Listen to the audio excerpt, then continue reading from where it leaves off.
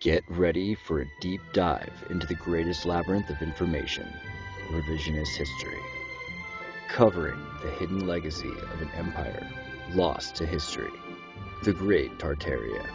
For the next 2 hours, your host Victor B will be clearing out the mud beneath your feet to give a clearer view of ancient and modern history. And there's no turning back once you open that door. With Great Tartary, many mysteries vanish, while other mysteries unknown surface. Technasma, catastrophism, pseudo-timelines, recent civilization resets, Phoenicia and the Moorish legacy in America, all will be explained. Every Saturday from 2 to 4 p.m. Eastern Time, you can expect to listen to this unfolding narrative which seeks to explain the origin of ancient and modern civilization, and how it was hijacked, and how we can retrieve the lost information of our advanced Tartar ancestors. With your host, Victor Boog, on Radio Tartary in Studio B.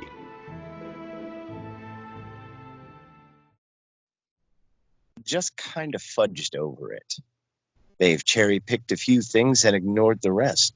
And now that we're paying attention to it, it's quite stark.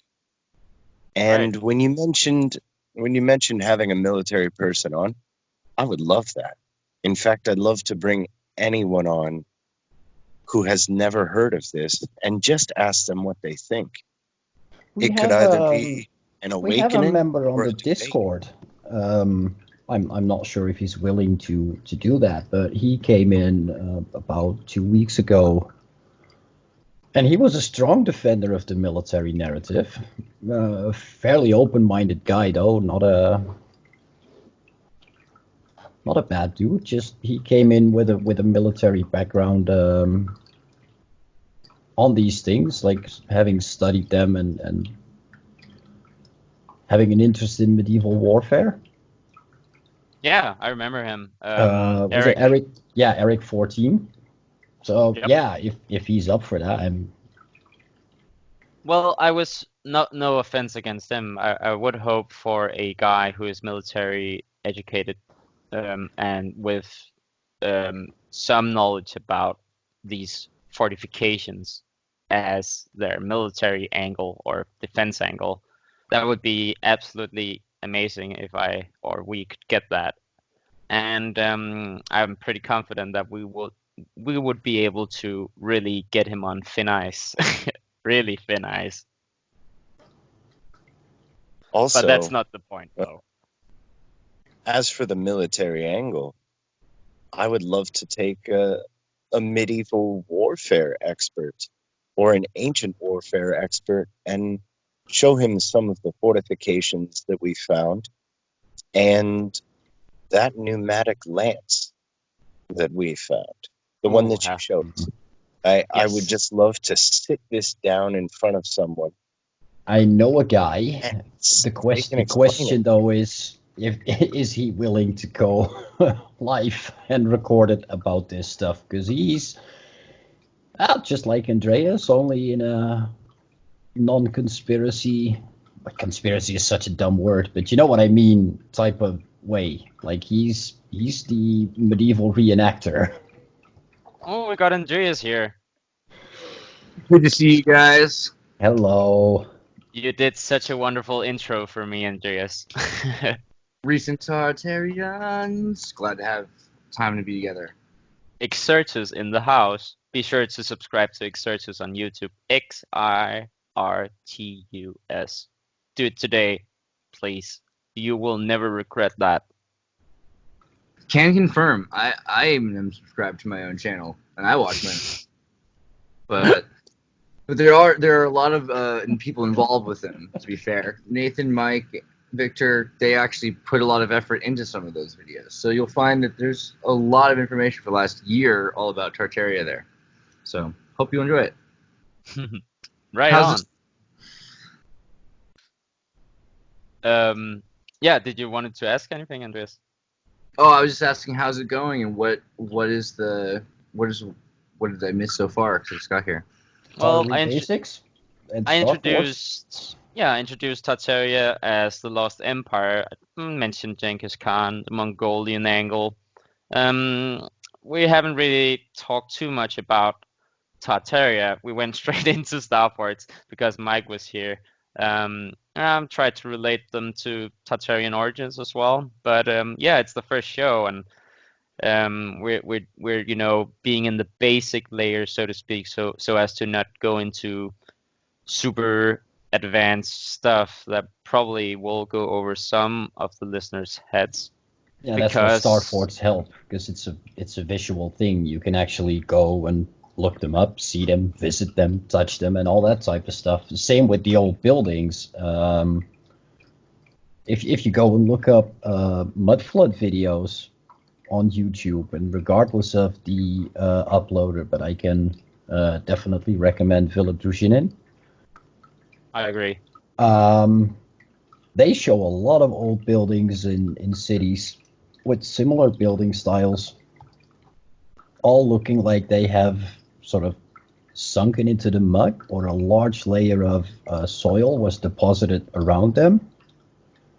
And this is worldwide. Yeah, that is the mud flood. It's almost like a literal cover-up. When you look at the Peruvian mud floods, they're happening even right now, because every year they have mud floods. You see how they carry off houses and cars, and it becomes really obvious. As someone who used to boogie board and surf in California as a kid, when we were kids, we'd have water come up against the jetty, the wall, which now we've been able to prove is basically the same as a Bastille fort. And that's another thing about Star Forts is I have friends here that I try to explain to this stuff, like that there are Star Forts, that there was another culture, and they have like unique qualities to their architecture, so you can spot them out. And it seems like people are just kind of confused about the word Star Fort. A lot of people have heard of Bastille forts. A lot of people have seen that there was, in the back of your mind, you might even know, Europeans had star forts that look like stars.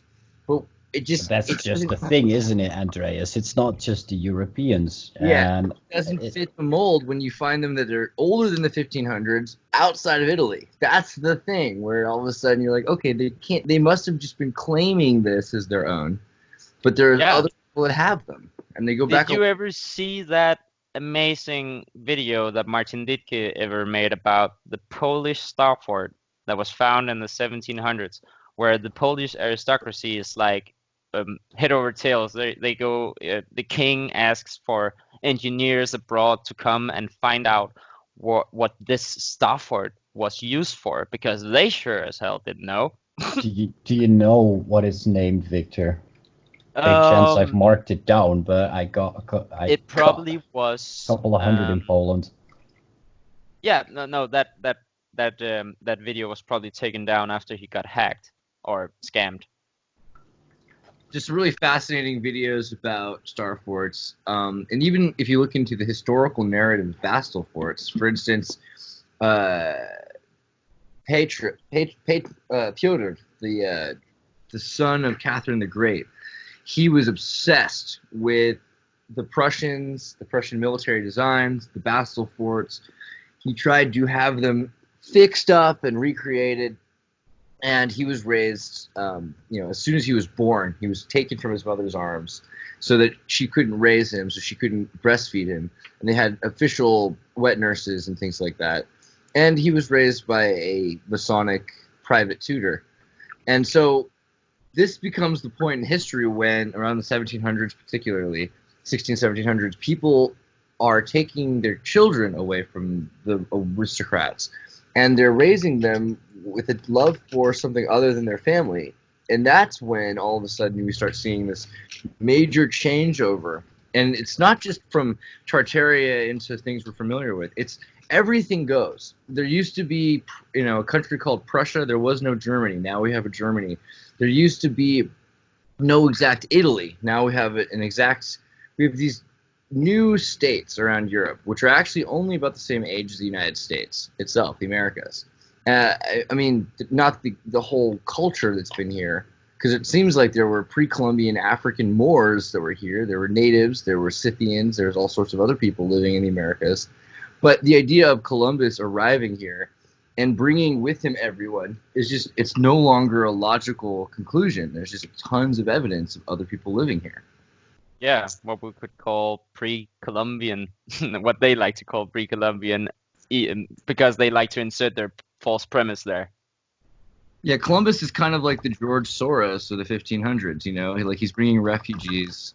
But, you know, at the same time, there would not be a Hispanic population by definition if there wasn't a fusion of different kinds of people from different places. So even as far back as that, we start seeing that the real interaction, the real evidence of history and culture is the interaction of people.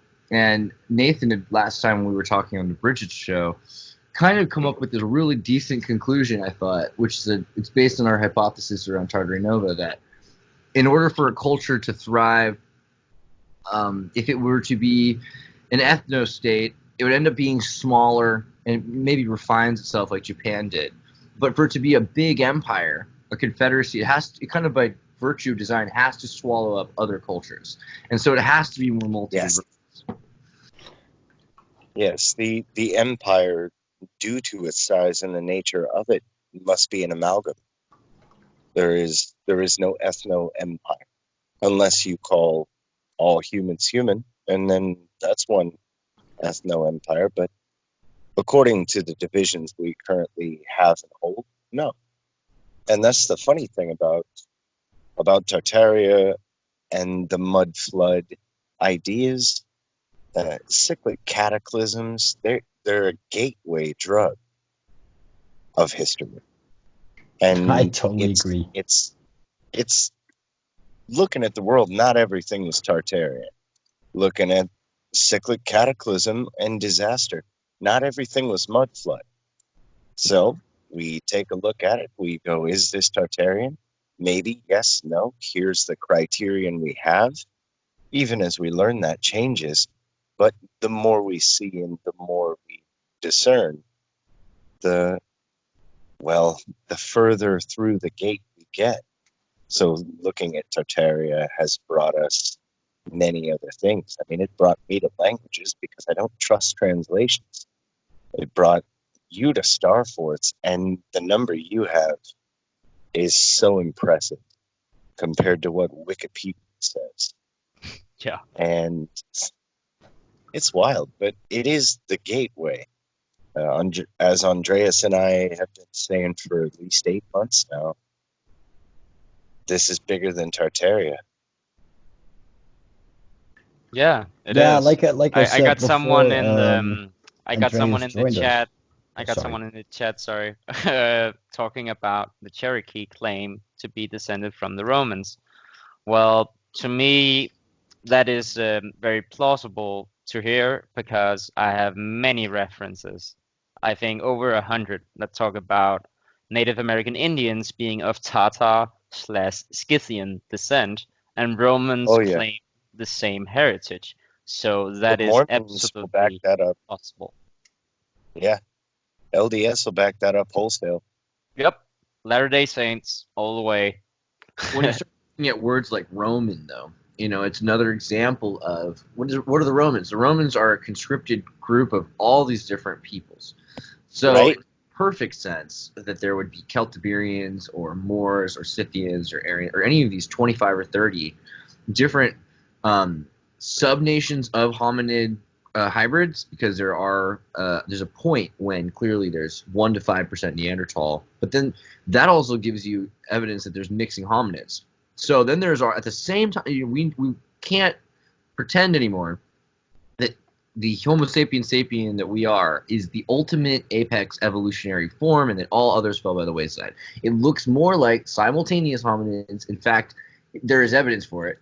What really happened, I'll say, was that there were simultaneous hominids that were interacting. And we have DNA evidence of Floriensis, the hobbit. We have Denisovan, and we have crosses between Floriensis and Denisovan, Floriensis and Homo sapien, and Heidelbergensis, and Floriensis and Denisovan and Neanderthal and Homo sapien. So what we're finding is, A, there were lots of different kinds of nations that were part of this confederacy, and B, there were other kinds of people, like Bigfoot. I mean, there was literally Sasquatch like larger and smaller as well people that lived simultaneously and had very different DNA. Although a lot of those sequences are still inside of us. It was very different. Do you remember that we found on the Dutch archives last week or 2 weeks ago? I think it was Einar who actually found it, or it may have been me. I find so many things on a weekly basis that I forget. But we found this weird article about some Danish merchants being sent out from the king in, I think it was the 1600s. And then they came across a Bigfoot-like man under the water in shallow waters, and they captured him and put him on the boat. And this is all supposedly, the historical record. And this hairy man who lived under the sea was pretty gentle, but they captured him and they started to talk about God and what God may have been created, or what God have created on earth. And he answered them that God had created many more wonderful things underneath the sea, and they were astounded that he could understand them and actually could speak to them. Do you guys remember reading that? I was blown away. Sea life is real. I mean, this is something that blows people's mind, is this idea of mermaids or something. But what's funny is even in recent years, it's been on TV. They've talked about it. And they've even gone as far as to say they probably don't look like Disney characters. They might even be as weird as some of these old fisherman tales we've heard. But when you start looking into Lemuria, before Atlantis, Lemuria is like owl in Latin, in Arabic, and it means the or the. So you have the Mur, and the Muria is the Mu, and the Mu is what Blavatsky referred to. The Mu is perhaps where the Moors may even have originated, or some amount of their DNA, because now that but I have some old maps where you have Katai, and it extends far down into the Indonesian Ocean with a large landmass. And I would contend that may have been Mu. And then after Mu got destroyed or sank, whatever happened to it, there seems to have been a place springing up in the center of Tartary called Kara Kitai. And Kitai was the name that the Tatars used for their own country. So it's like, the Chinese would probably, no, stop that. The Tatars called their own country Kitai, and the Europeans called it Tartaria.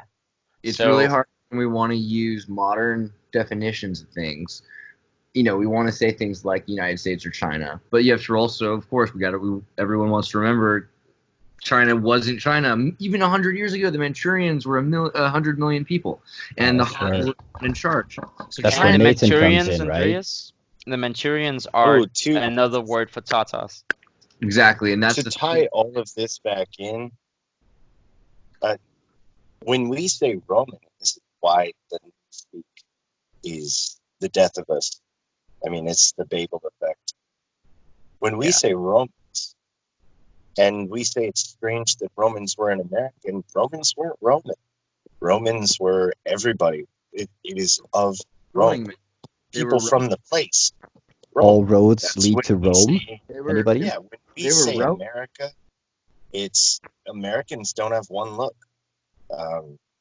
and so this is everywhere, bringing it back to the idea that an empire must be an amalgam.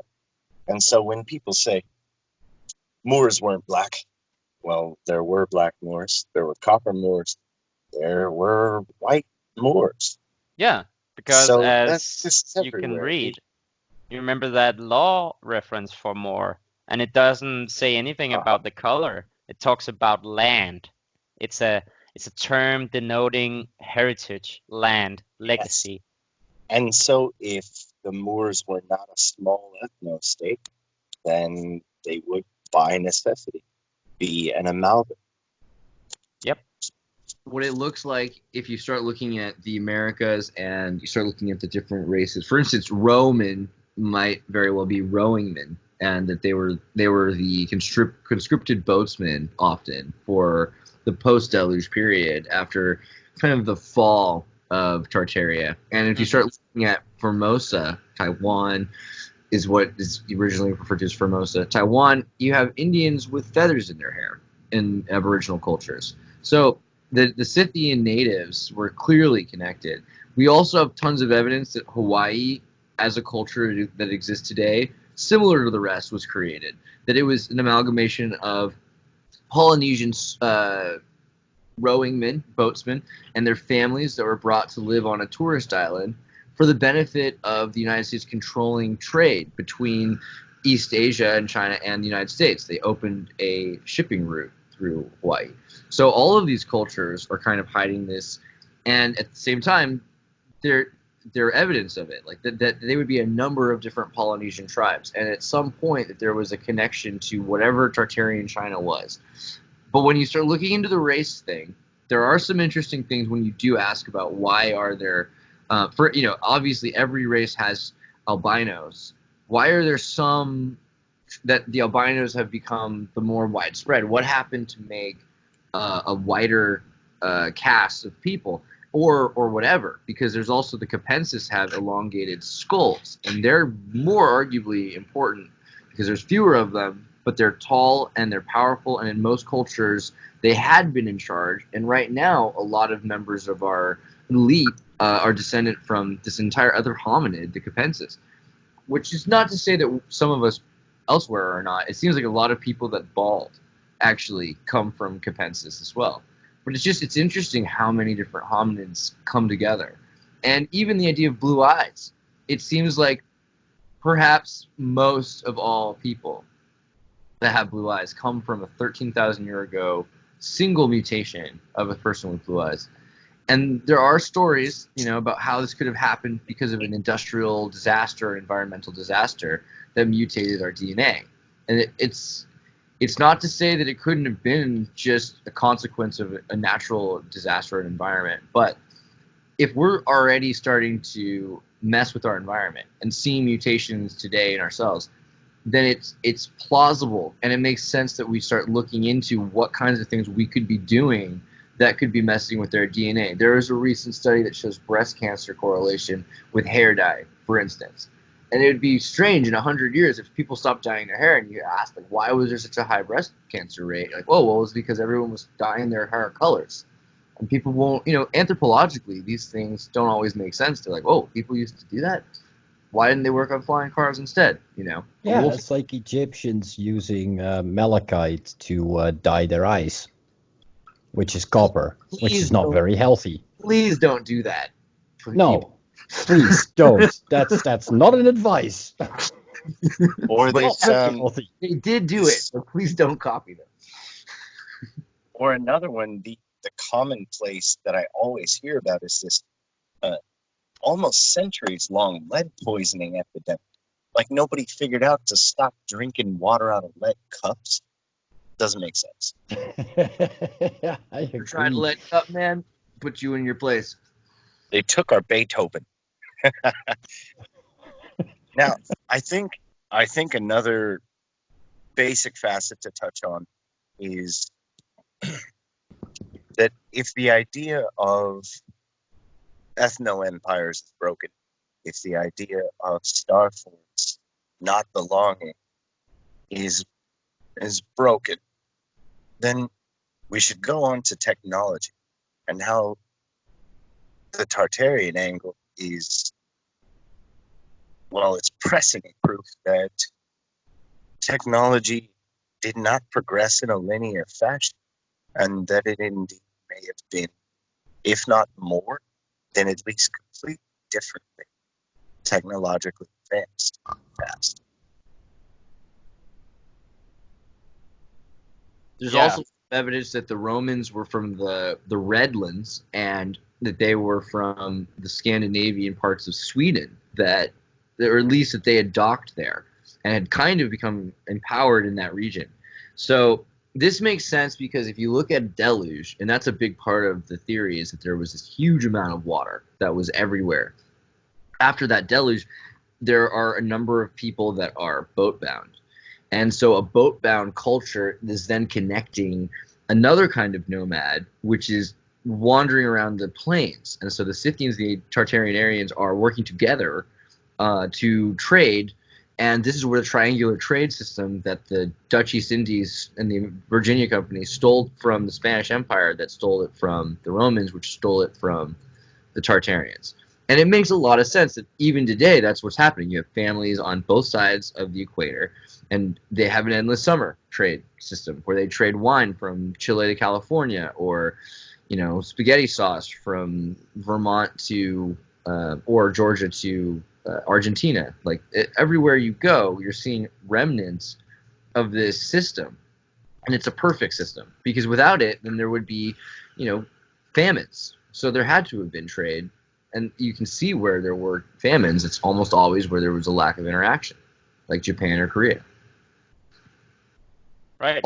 Also, Japan being isolated is a very interesting circumstance. I think people should research more, because it's a very unique and it's a new thing. Japan was only isolated for a few hundred years. It happened after the fall of Tartaria, after the deluge. Japan was part of Tartaria. You can look at the architecture and see it. At some point, it's closed off from the rest, right? The story we have about why is the same kind of story we have about Paraguay falling, about the Jesuits in Europe being excommunicated. What happened was the Jesuits were nearly in charge of Japan. Over half of Japanese people, all of them were Catholic, which is just insane to understand this. There's actually books about it if you read Endo's Silence. It's a fascinating story, a true story. The Japanese ended up killing a third of their people and isolating their population from Europeans for 300 years, and removing everyone from all iconography from the Catholic Church. The only people who were allowed to trade with them were the former Spanish conscripted soldiers who'd become independent as the Dutch East Indies traders.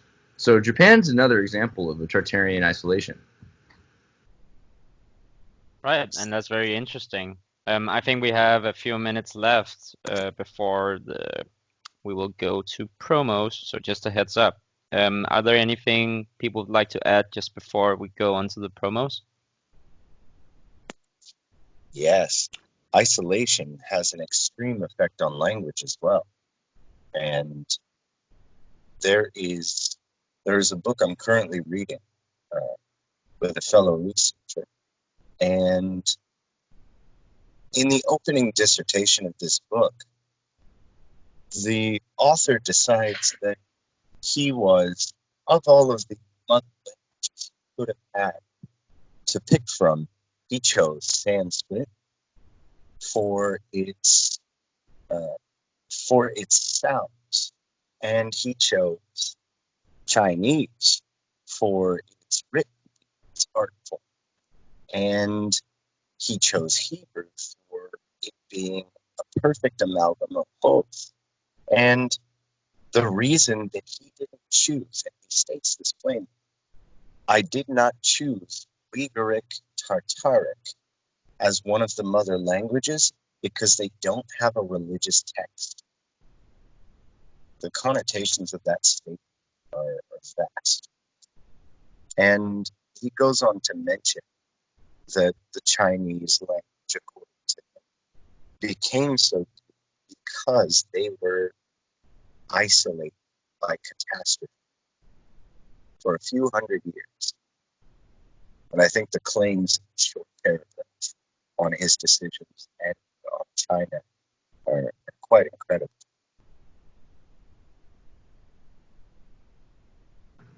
I guess I do also want to say, for anybody listening right before the promos, if you want to ask us more questions or you want to see some of the research, go to the tartarynova.com, and then you can go on the Discord, and we've got all kinds of info about this stuff, and you can check it out during the promos. Right. Top right radio chat. Click it on tartarynova.com. Yeah, remember to go in there and check out our Discord, where we gather information and share and do all our work and all our charting, as Bridget likes to call it. Yeah, so I think we will be heading to the promos very soon. Mike, did you have anything to add before the promos? Well, on Japan, you can see the isolation by the design of their Fortifications.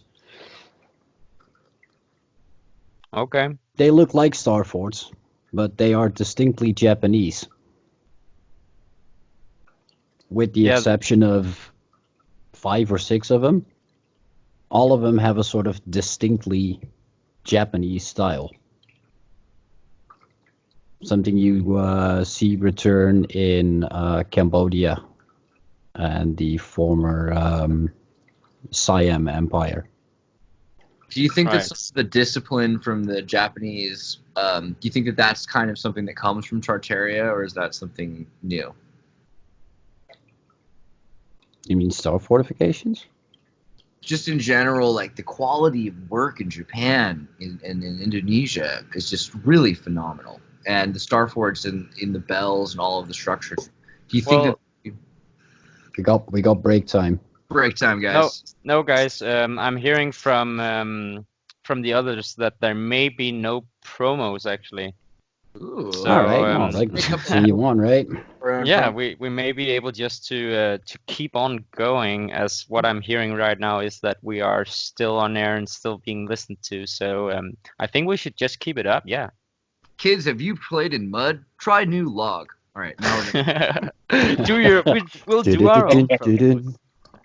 go outside sometimes. This has been a public service announcement brought to you by Tartaria. Right. Back on the So Well, back, we did back to some Japan. promos actually. We did a promo for Andreas, and well, I could also promote my own little YouTube channel, which Yeah. is called Victor Bugge. And I only have one video uploaded as of now, and it's me. Victor, it's a great dancing channel. Yeah. No, it's about Tartaria, of course, and my first video is about a guy called Bob the Science Guy, and me debunking one of his claims. So that was how I started the little venture. But I will definitely be uploading some of the shows from here, and I will also be uploading Think Collaborative stuff. So yeah, also be sure to check out the Think Collaborative I share with Bridget Lynn Dolgoff, Dr. Lenny Feim, and Ken Dorst and Karen Przeski. We are a little joint group where we go over different topics, me being Tartary and the others their own respective topics. And Mike have already been on one of the Think Collaboratives that we do each Sunday. We're going to do one tomorrow as well, where we will convene on Skype and screen share and talk over. Yeah, it's a pretty informal chat, but it always gets into something very, very interesting as Bridget far wants as me to talk about Skull Earth. Oh yeah. 3 were really good. I liked them a lot. And when I was guesting with you on the Bridget show, I got a call from one of the guys I listened to himself. He's like, "Wow, I heard you on Revolution Radio. I love Bridget's show." So, you know, it's great. Like people are really getting information out of it. Right. That's So- definitely good to hear. Yeah, it's working. And again, also the Tartary Novas, like the Discord, we've got artists in general. You go to the Collaboratory and you can see all kinds of people that are painting pictures of Tartary. You can get a Tartary t-shirt from Real Painting from a community artist member. You know, everything's from ourselves, from each other, and it supports both the artists and this kind of vision of spreading this information in a way that's beneficial for the future. Because we really want this to be a positive growth and not you've seen a lot of the earlier cultural phenomenon have a lot more paranoia and stigma, and I think our plan is like, how do we construct a positive future from what we know about the past? Yep.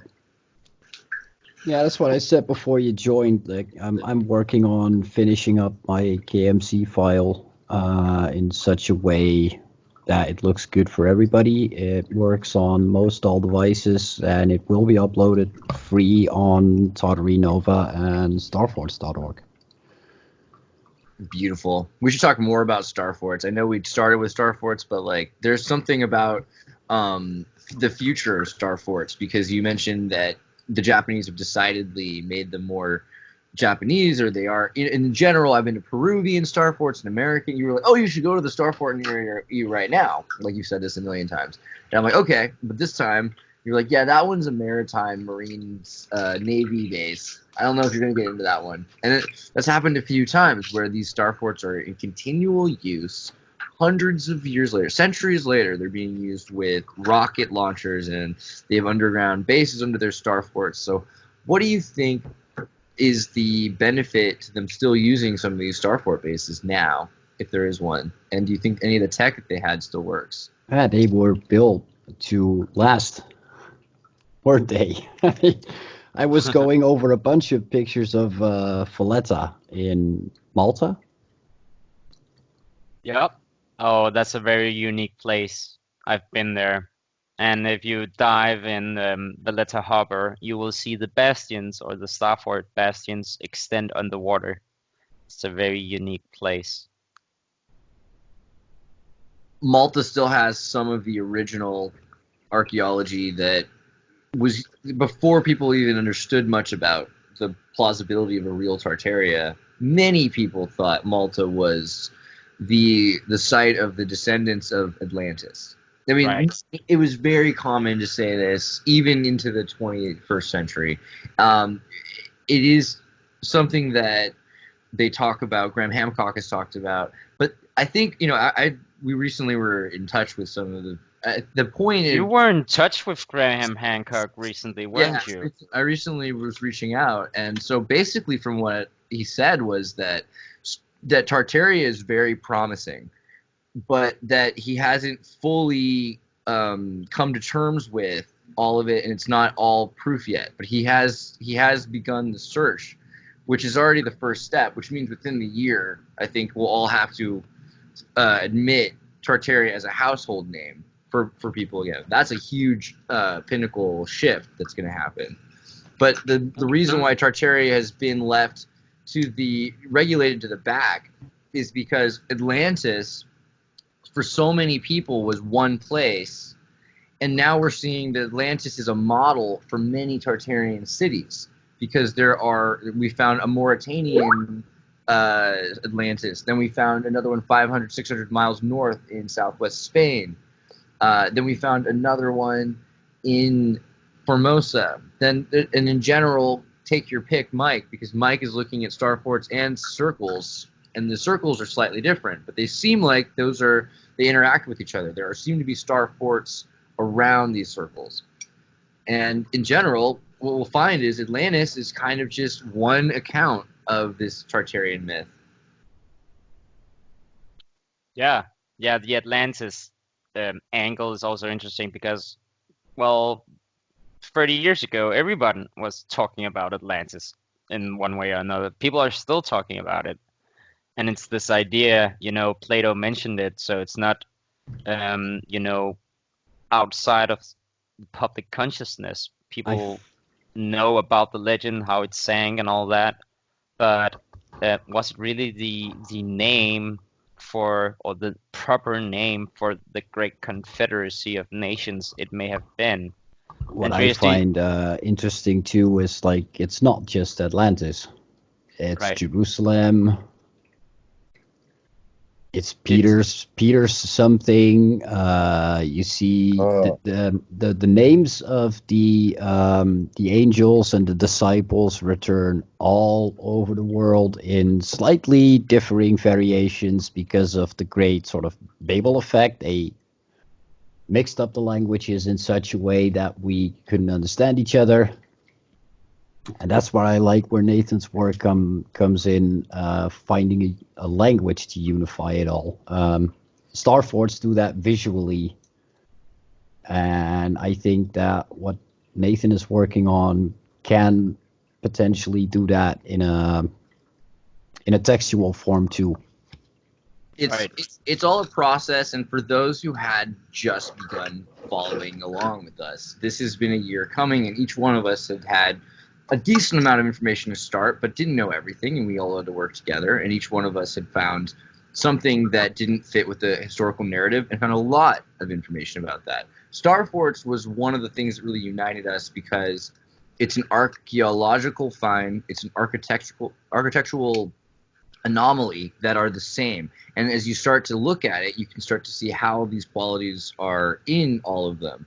Once you can start to unlock that, and you can see how the cities were built, it's crazy when you look at Moscow, when you look at Jerusalem, when you look at some of the step pyramids that were turned into plains in Illinois, because there actually were pyramids in Illinois and in Bosnia. And we found more and more examples of architecture that are unlocking the way people. If you look at the Mexican pyramids, there's a central gathering point, and you see how people would have congregated. So the more we understand about the places that they were at, the more we can understand how they interacted with each other, where they had kept each other away from each other, and where they interacted with each other and had trading with people from far away, from other cities, other star forts. And there's quite a bit to be said about this worldwide uniformity, because I mean, if you were to let's take boats, for example. In the fjords, they build a specific style of boat for the water terrain, for the obstacles. And then we have rafts, and then we have ships. We have longboats, we have triremes. We have all sorts of boats across the world, and no one uniform boat style. So why is it that when we look at fortifications around the world, we have one uniform style? And this is a strangeness that, as you said, it brought us all together. And for me personally, when I started to look at star forts with Mike, I then began to see what Victor was showing. And Victor would bring up these cross sections of star forts, and I've spent a year now learning civil engineering because of what we found inside of the walls of those star forts. They had millworks and so much industry inside of the walls that, to be completely honest, outmatches any level of efficiency we have in municipal buildings or in state buildings or in regular domiciles. And it's quite astounding that is something that is esoteric at this point, because it's the historical record. It's all there in the archives. It's astounding that we, as a hobby group, so to speak, are bringing this forward. A lot of people also, of course, are aiding in this, but it's just ludicrous that we have to do this and that we're able to do this. I am still dumbfounded each day that I can just waltz into the archives and bust the official narrative in a matter of 10 minutes just by finding something that completely contradicts their narrative. And that is why they will fight you. Yeah. And that's all the big dogs. If you to don't touch on your Graham Hancock. Sorry, continue. Sorry, I'll just say that we need to do it now, because they're pulling the vacuum tubes out of the brick buildings and the old hospitals. They're pulling out the old systems now, and they've been doing it so they can replace them. There's tunnels and trains and things now that exist from underneath these things. And we're watching all over the world as they start to tear down and remodel and remove this stuff. So it's a really important moment that we start to reveal all of these systems, and we start to use them before they go away, because otherwise they might be lost forever. Right. And as so much has been. It's not something we've discussed too much, because of the mud flood, and because that reset civilization. We have this name Tartaria, which is very much, well, it's not etymologically related, but it's phonetically related or similar to Tartarus, as that would be the prison in the underworld for the Titans. The Roman Hades Yeah. or Tartarus. Hades or Tartarus, yeah. So what the idea is that Tartaria is literally beneath our feet. It is the underworld, so to speak. So this mud flood is very much related to the idea of Tartaria on a somewhat superficial level, going by the words. But this mud flood seems to have been very much violent in the epicenter of Tartary. So, for instance, take the Polish city of, I'm not very good at pronouncing it, but Kalmyciek, something like that. It's a Stafford, Mike. You have it locked, but on the old maps, it shows, I think, 100 feet of mud circling the city, and they had to dig it out. 100 feet, at least, at the very least. And you remember that salt mine in Poland that was also hundreds of feet below the ground, and there was a church down there, an old chapel with statues larger than the humans, and it was sort of melted into the rock in some places. The level of mud yes, I flood. remember that. And you also remember that old book about geology in Russia where it talks about the entire face of Crimea got changed over a few decades by just one mud volcano. The whole of Crimea changed completely because of one mud volcano in the 1700s. I really wish that the Cascadia volcano could be better correlated, because the 1700 volcano in northwest Washington, near where, Nathan, you are, and in general, volcano. Gosh, Brittany's been doing amazing work into these channels underneath these mineral deposit ore sites, which we refer to as volcanoes. They're submarine volcanoes, make up like 80% of them, and they're being used right now by big companies for mining, for energy extraction, for ore extraction, for building underground colonies, because there are places for them to observe the marine life, even from the midnight twilight zone, like deep down. So it's pretty incredible what kind of things we're doing now with volcanoes. It sounds like volcanoes were used as an energy source and for minerals even back, centuries ago, and this might have led to a major industrial disaster. It could have been that they'd set off something that led these eruptions to happen. In Campi-Flegrei, in Cascadia, in Yellowstone, there's a number of locations where all of a sudden things just start going really bad for everyone. And if you were to lose all of your tech, let's say you're from New York City or San Francisco or Denmark or wherever, like you end up losing, let's say Amsterdam is in the Postman movie without any power for 10 or 20 years. It's going to change the civilization, and people who come from outside of it will not consider them to be as civilized as they were the generation prior. It's kind of like in Argentina, things were the greatest, and then all of a sudden now they're impoverished. Like things can happen like that. Cuba can happen. Soviet Union can happen. So if this were to go like that, then they would look at the Tartarians, who they used to think of as the elite, as tarnation, covered in tar, covered in mud, and all sorts of problems. About the mud, have any of you guys ever come across the Adam and Eve CIA document? Does that ring any bell? I was the one who showed you. Okay, well, good, because I have a reference here, or a citation from that document. Well, there are some discussions about the veracity or the authenticity of this document, but bear in mind this was declassified by the CIA in the 60s or something. And it says here on page 13 out of 57, on the seventh day, the horrendous rampage is over. The Arctic Ice Age is ended, and a new Stone Age begins. The ocean, the great homogenizer, have laid down another deep layer of mud over the existing strata in the Great Plains, as exposed in the Grand Canyon, painted desert, and badlands. It talks about a huge layer of mud being deposited all over the world in a reset or a catastrophe.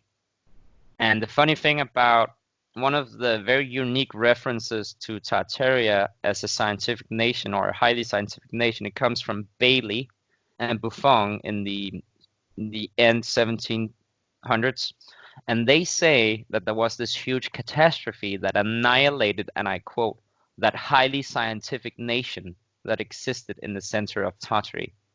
That is the word. Those are the words of a very highly respected academic in that time. If the CIA is trying to tell us something, you've seen the other Tartaria documents from the CIA though as well, right? Right. Because there's other documents talking about trying to make Tartaria seem, even from the 60s, these documents were trying to make the Tatars feel empowered. And so it even begins back then that they start looking into the history. Right around that time, a movie comes out called Taurus Bulba, which is on a Slavic book. It seems like Jules Brenner was involved. Yeah, there are a lot of people talking about the Jesuits are trying to sell the idea of a pan-Slavic, pan-Moorish, ancient, heritage.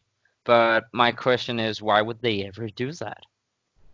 The Jesuit, the Ignatian agenda, the Jesuit plan, right? Let's go back to what they did to begin with.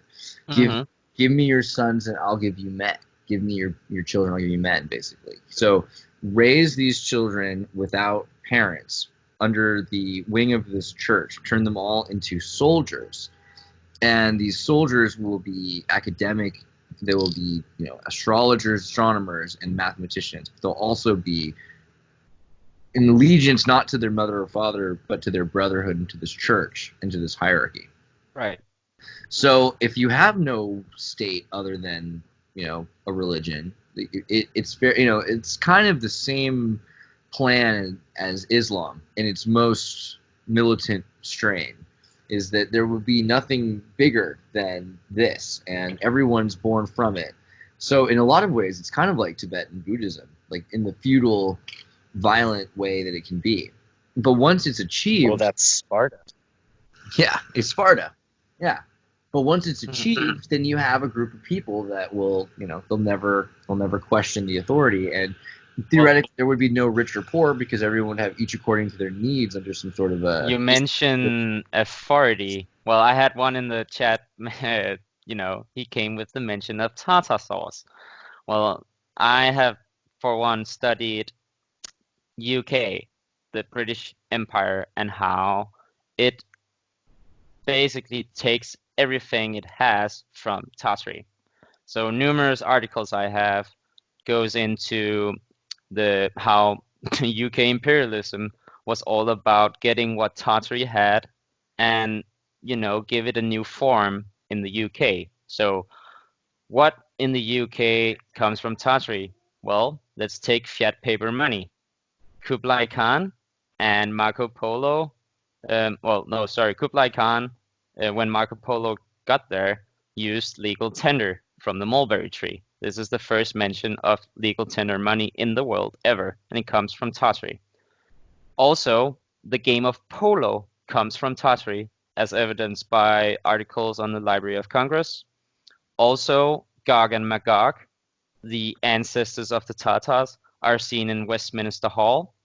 They are also paraded through the Temple Bar each year as two giants, and not really explained why, but as you can see, the Templars and the Freemasons, they all have an obsession with the East.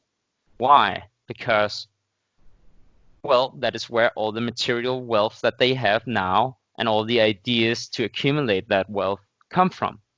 And they took that from there and moved it to Europe, because during the next age, the age of Pisces, when that came about, Europe was the promised land, or the land of power, because this is where Jupiter is angled to a lot of the time. So the UK is basically Tartary version 2, or version evil, so to speak. And tartar sauce, as something very British, is definitely, and I mean definitely, a cruel joke about what they did to the empire. But there is a link to fish cultures and eating tartar sauce. I think, something I found very interesting. We recently did an episode of the Tartary Nova with Aurora that was on the radio show about the Drakensberg. And the Drakensberg is very Vril or Palladian. It's this idea that you can kind of awaken in your plasma, in your blood DNA, Right. a connection to this force, which is kind of like star seeding, only it kind of is planning of creating this hierarchy where everyone who's part of it is more powerful in the Drakensberg. And we were looking into the word berg, and berg and baron are related. It's interesting that Baron Trump, for instance, is named Baron, and a baron is a low-ranking soldier who lifts a lot, from barrow, like Verone, and it's somebody who has to hold on to a lot of weight for the nobility. But it's not necessarily like a great title. Like you would be better called an earl or duke, you know what I mean? But to be a baron, the baron is basically a free man on the land. It's a statu liberi, or a freed man. Liberi, you're allowed to have property, as property goes. And at the same time as we're looking at this time of Old English is also the time of the Dutch making their wind and water mills, the same time as the Cordoba Caliphate in the Dark Ages having electricity from their water mills. And we're talking about Manchuria and how China was, before it was China today, it was part of Greater Tartaria, and further west at that point is their main headquarters. Did you know, Andreas, that they say the Manchurian dynasty and the Tatar influence on China started in the 1600s? But I have found references that go way before 1000 AD that talks I of think the Tatar dominance in China. You could consider the 1600s in China to be kind of like the 90s in California by the San Diego-Mexico border, because they've got this wall, but this wall that they've recently built is built with help from the Mongolians and the Chinese and the Hans. So they end up swallowing them at their border. And did you know, Andreas, that there was also another Great Wall in China, and it was to the south? Right, yeah. So that's the other thing, is the Great Wall there was a wall that was torn down, and there's remnants of it. But do you know who that wall supposedly protected from? Well, to keep the Chinese out, what we consider today to be the Chinese. Is that correct? Like the Han? No, it was the Hmong, the Hmong. The Hmong. I don't know how to pronounce it. It's HMONG. It's Hmong. It's Hmong. Yeah, it's Hmong.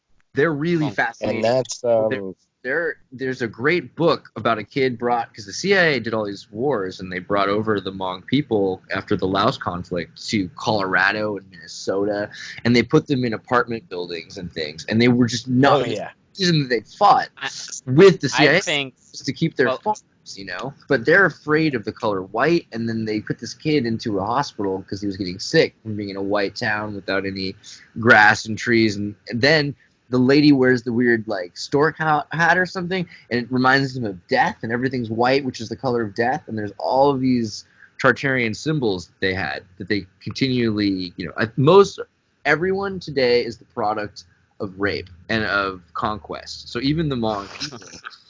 But it's that. I think the relevant thing to mention with the Hmong is I think it explains the original Tatar Chinese look. You also had the Aryan Tatars, and you had the Chinese-looking Tatars, and you had the Altai Turk Tatars, and you had Negro Asiatics, so to speak. All these people were in this confederation. They were the common people of the empire. So I think the Chinese Tartarian-looking people are from the Hmong, because they say that the Hmong say themselves that they came from Hyperborea, which is also what Tatars in general have said to have come from, Gog and Magog coming from up there. So I think that is the common narrative, and somehow the proper Hmong population got to the south, and I think there was a mixing with the Altai Turks at this point, which created the more recent Chinese that we know of today, the Mandarins. and the later Han dynasties. I think they were from mixed Mongs and outside Turks.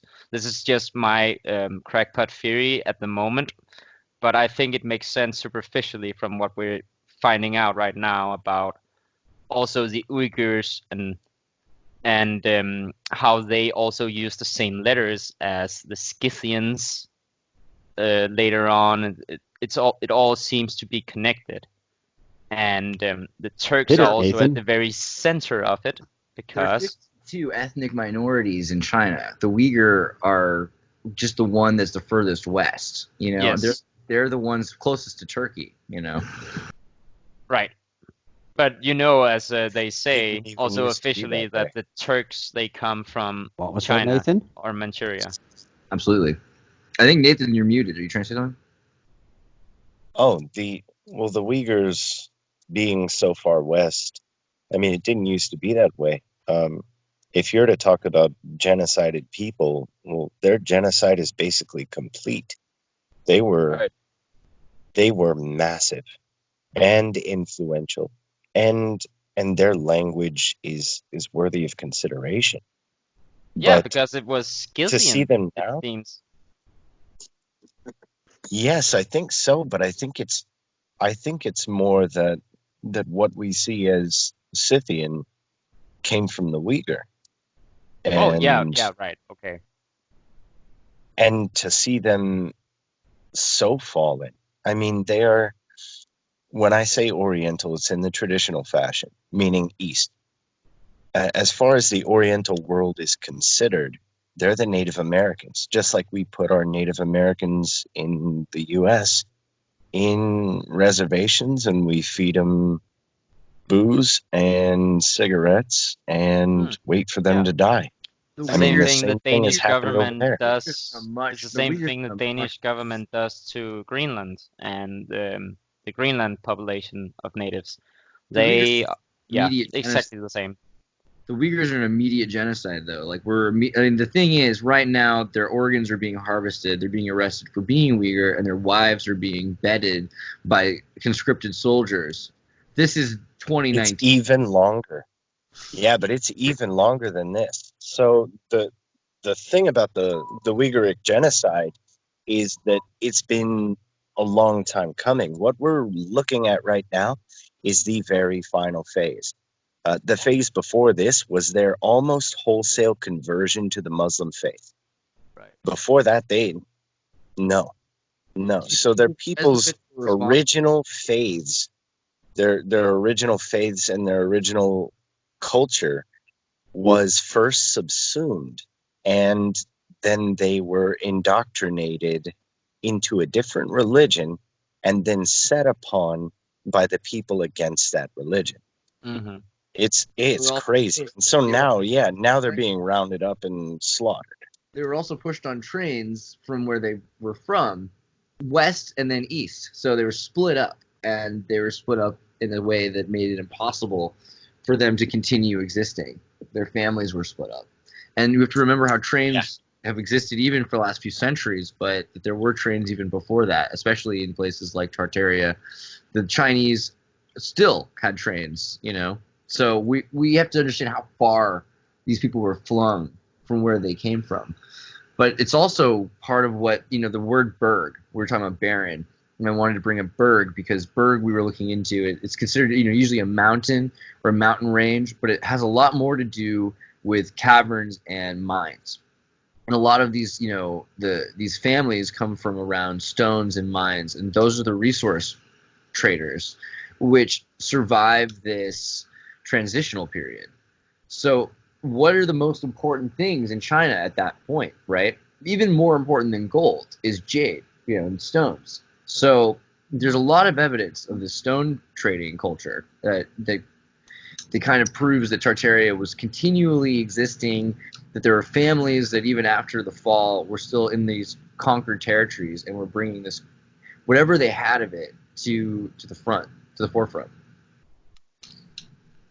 Also, I just really want to quickly say, because you said tartar sauce, remember we did those episodes where we talked about Drakenberg and DuckTales relation to Tartaria, and then as soon as we made that episode, Frank Agonis had Scrooge McDuck smash the table in the finale and say, "Blasted tartar sauce." So I'm pretty sure that we're making waves with Tartaria. Right. Yeah, and there is a common misconception that Tatars are only Mongols, or that Mongols are nomadic, or only nomadic. There's a lot of evidence to the contrary. What did we say almost an hour ago at the opening of the show? An empire is an amalgam. Right? Yep, it is. So it's not only one thing. And we have lots of evidence that this empire contained lots of different ethnicities, if you will, or lots of different looking people. There were, in the later stages of the empire, I have evidence for both Jews living there, Christians living there, Buddhists living there, Muslims living there, pagans living there in different offshoots and different tribes. And they were all rallied under one king or emperor. How about that? It's identical to the conscripts of the Red Army. The Red Army during World War II wasn't Russian. I mean, they were Manchu, they were Mandarin, they were Kazakhs, they were everything. Yeah, they came from everywhere. Yeah, exactly. The Germans, when that whole fire over Germany came down, the Germans weren't that afraid of the Russians. They were afraid of what came after the Russians. Exactly. The Mongols. Every conscript that just basically got goaded into the army, go and fight. Do you guys know that of historical ancient people, that the Huns and the Mongols are one of the only ones that are very hard to place for biblical scholars in their biblical history? They don't go, oh yeah, the Mongols are from Shem or Japhet, or they just don't know. They're like lost when it comes to the origins of Scythians, Huns, and Mongols. And whenever they go like, oh, we don't know the origins of these people, just as when they say that they don't know the origins of Freemasonry, my alarm clock just goes off the rocks, because it just smells right now like a lot of BS when they say that they have no clue as to the origins. Because when I can go into the Library of Congress and find a lot of different scholars discussing different origin takes on these different people, it just seems very disingenuous that a lot of modern contemporary scholars would say that they have no clue.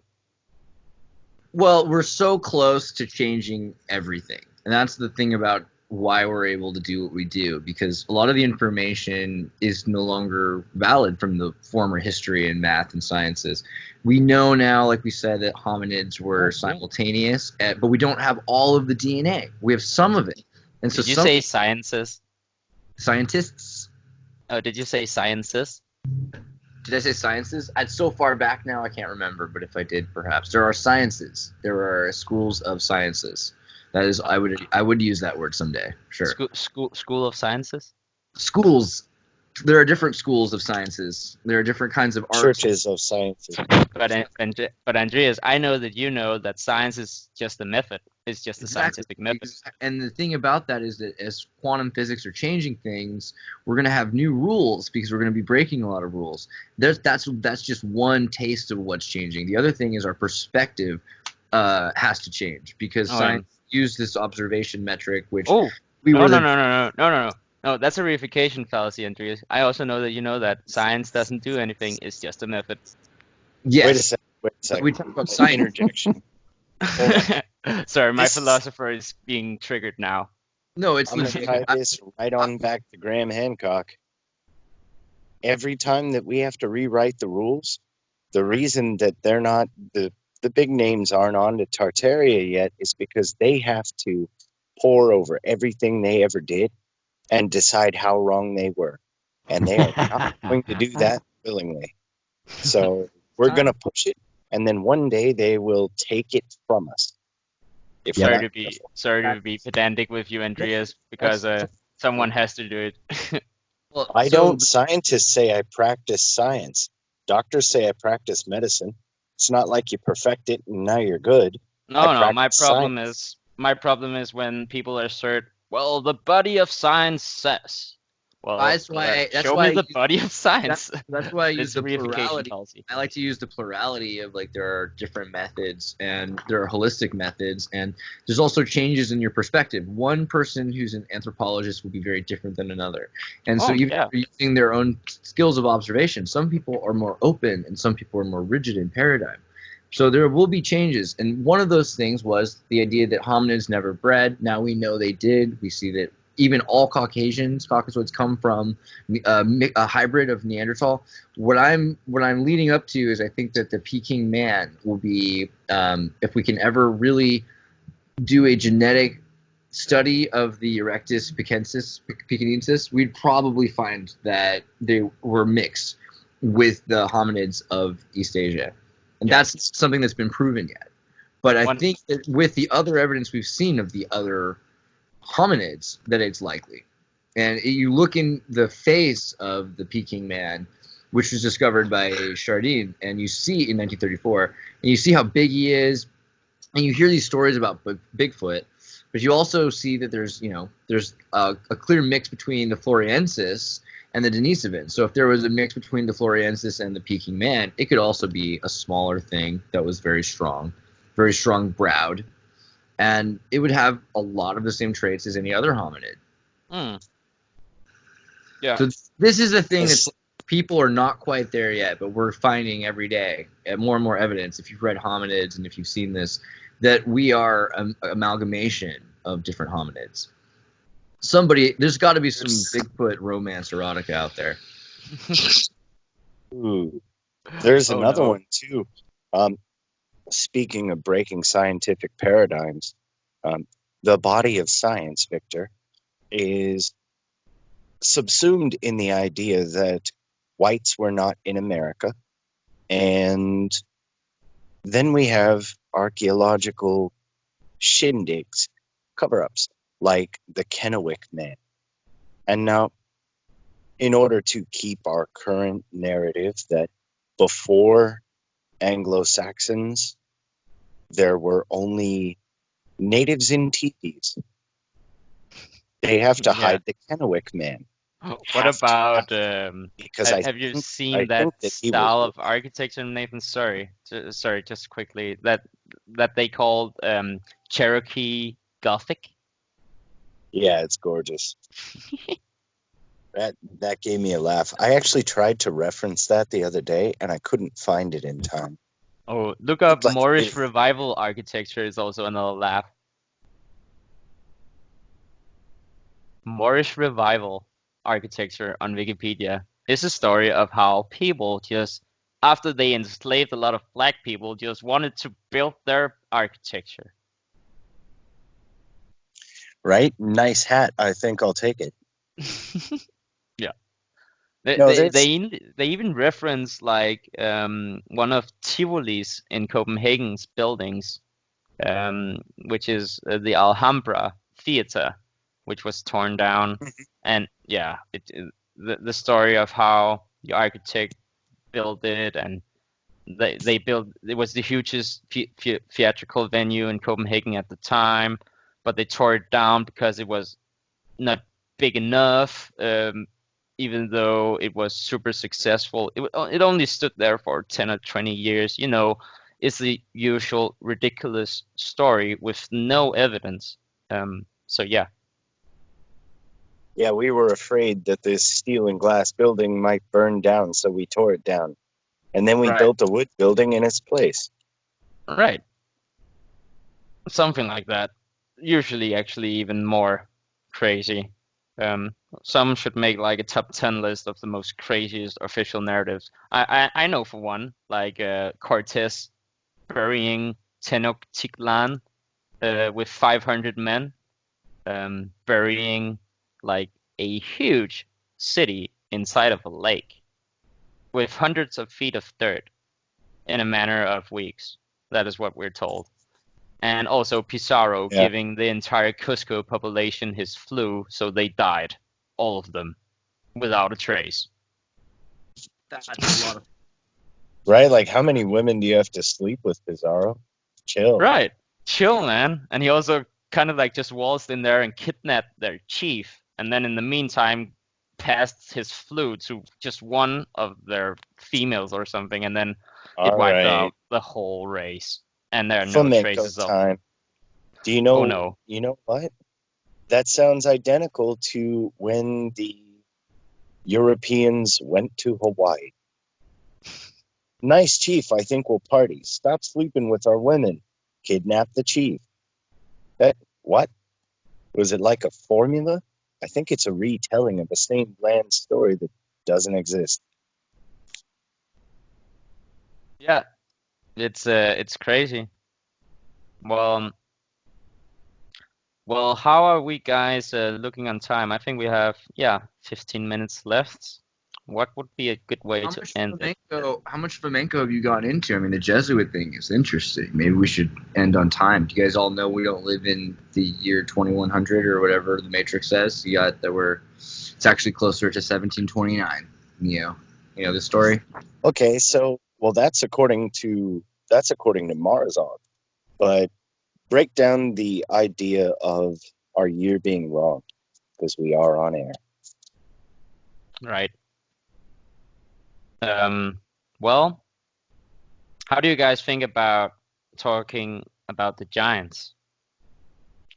Well, that kind of links into it, actually. So the way it looks like is we're looking at these hominids and that they're all interbreeding and that there were a cast of hominids that existed simultaneously before the flood that worked together to build things. It makes a lot of sense when you see these really, really big stones that were lifted by really, really big people, even if they had really good technology. The greatest technology that we have today, we still are making these little brick buildings. And after the deluge, it seems like little bricks are really common for a moment. And that might be the remnants of these small people that are smart, that are building with what they have. So we go from having giants to tiny people, and there's plenty of drawings of this, and again, they were simultaneously existing. The Egyptians have dwarves that the giants who were in charge would listen to, and the dwarves would give them advice, and then they would tell people what to do. So everywhere you go, you see these statues of giants, and then you see actual archaeological remains, but most of them have been dug up by like the Smithsonian to hide. The original records we have of giants, some of them are slightly different than normal humans. They have an enlarged skull. They have an extra set of molars. They have another line of teeth sometimes. And some of them even have had a sixth finger, which is something that goes back to mythology. There's stories of the giants with 6 fingers, and lo and behold, we found that. But what seems crazy about it is most of them are dead, or the few people that are hybridized from these giants, they kind of remain in hiding. Have you ever been in an airport and seen a 13-foot tall dude? I've seen people that are just, I'm like, oh my God, like I want to build a treehouse and just live there. Like, it's crazy. There are really tall people still. A lot of them don't live that long because they have some sort of a hormone that is in their system that causes them to grow, but their body doesn't grow with it. I think this has to do with the XXXY chromosomal link. And if you have a mother-to-mother line, or you have a patriarchal father-to-father line, there could be actual differences in how DNA manifests itself beyond just recessive traits. But yeah, there were clearly giants. And what seems interesting is also the amount of tall people that are in charge today in royal families. You know, like King Plantagenet was very tall. The Bush family is rather tall. The Rockefellers are pretty tall guys. It's interesting how tall they are, aside from having elongated skulls. So there seems like there's some amount, and that the giants may have been red-headed. A lot of the giant corpses we found in Chile had red hair, which is kind of unusual. Oh, and they were black. They were black gingers. Copper to not necessarily full black, but there were giants that were black as well. But the redheads were copper, right? I mean, the full black giants that we see they're like tanks. That's the thing about Peking Man and Denisovan and some of like the Australopithecus was a tank. The bone structure of the forehead could ram like a goat, and the amount of weight that could be distributed, and just in our understanding of what a small person can do with a little bit of chi, just holding this energy, and they can lift a stone that's 2,000 pounds for a moment. We start thinking about humans. We're missing one chromosome pair compared to other primates that we're very closely related to. Yet we have more information. We have these lizard-like fingers, and our brow is more flattened like a lizard. And we also have what seems like a lot of intelligence, but that's something that's learned after we're born. So there could be this sort of hybridization that's happening. But if that's the case, then maybe one of the other aspects that we see is that humans can only lift like a quarter or a tenth or an eighth of the weight of some of these other hominids. So these other hominids, if we're mutated, but if we're manipulated so that we're smart but we're weaker, then these other hominids might have been able to lift 8 times or 10 times as much as we could, and that would change a lot about what we could see being built. Actually, as a point of interjection, the idea of brain function and cognition stands directly in our way because of our pain threshold and our awareness of our own body muscles. You see this in severe mental debilitation. You'll see a lot of people that they're cared for day in, day out, but their strength is immense because their body doesn't have this system of checks and balances that tells you, stop, you might hurt yourself, which is what we typically have. And as a development of brain function, this could be or a part of the reason for that strength. So yeah, You're a bit muffled, Nathan. Yeah, you're cutting. Oh no! Did you miss the whole thing? Yeah. You can restate it. Goodness, brain function seems to have a direct correlation with. Oh, now you started being muffled again. You're saying brain function is standing in the way because it's making us aware of pain, and if we are aware of pain, then we're not as likely to put up with pain that would hurt us. That could be a part of it. I could lift 10 times what I could lift now if I had no alarm bells. Sure, I might break myself or I might die early from wear and tear, but I could do it. And you see this today. Neanderthal wouldn't die from doing that. You can get your chi in line and you can do things like that. I've seen monks that light paper on fire with their minds. I've seen monks that can put all the chi into their hands to the iron bear and they can roll it between 2 stone wheels and they don't break the bones in their hands because there's enough energy stored there. You can do that for moments. But Neanderthal could launch a spear into a mammoth is the story. And if you look at the kind of elasticity in their proteins, the amino acids had an extra line that allowed them to have stronger muscle, and they would build stronger muscle. So they were much bigger. And if you put 2 people, like you put like a North African Ethiopian man and a Dane, a smaller Dane who's a bit more wide, maybe 5% Neanderthal, maybe a Slav, in a ice chamber, the heat will evaporate from the tall, thinner Ethiopian man quicker. They've done these tests, and the heat will stay longer in the snow environment and in the diaphragm of the Neanderthal or the person that's descended from Neanderthal. So there are a lot of differences between some of these hominids. It's not that we're smarter necessarily. That's the other thing we're finding, that size does not make you smarter. Some of these Floriensis were brilliant, and the architecture that these small people were building were brilliant. So it might be that what we find is we're just what's left. And a lot of what makes humans great is that we're not as good at seeing as eagles, we're not as strong as lions, and so we come up with solutions. So it could be that the thing that makes humans great is that we have weaknesses, or whatever we are today is great because of weaknesses. Right. Well, we have only a few minutes left before my debut, or our debut, is over, because I hope you guys will be sort of regular guests around here, because we are, after all, a team on a regular basis. So Count me in. you're signing up, guys. You got Count me in.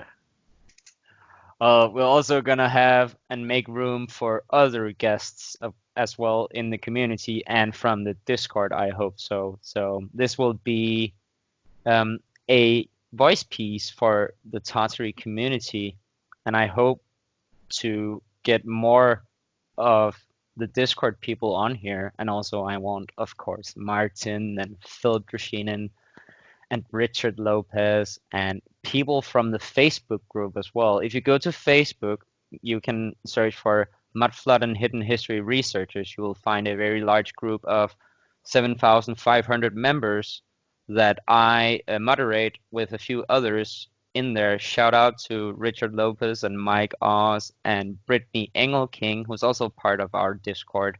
And also shout out to Josh Schmidt, who made this Facebook group, who has grown a lot at a steady pace and still is. So be sure to check that out, guys. And also, any closing remarks from you guys? I'll be back. We'll be back. Definitely go to, like you said, check out the radio chat 24 hours a day in tartarynova.com. And shout out to Brett, 240 Osness, 24 Osness. Giant did some really great videos you should check out, and he was on a recent one. Aurora did a great speech about the Drakkenberg you should see. We'll put some links. But yeah, come talk anytime, because we've got this conversation doesn't end here. It keeps going. Well, yeah, that's pretty much it. Also, be sure to check out Xirtus on YouTube, and check out the Think Collaborative, which is the I in Think is like an exclamation mark. So Think Collaborative, where Bridget and I have Bridget from another show on the radio has been uploading videos about Tartary and other related topics. So yeah, I think we're about to go into the promos very soon. So it has been definitely a very good debut, if I should say. I've enjoyed it, and I'm looking also very much forward to doing it every Saturday from now on, indefinitely. Perhaps we'll really get a big following on this. I really hope so. And spread the word of Great Tartaria.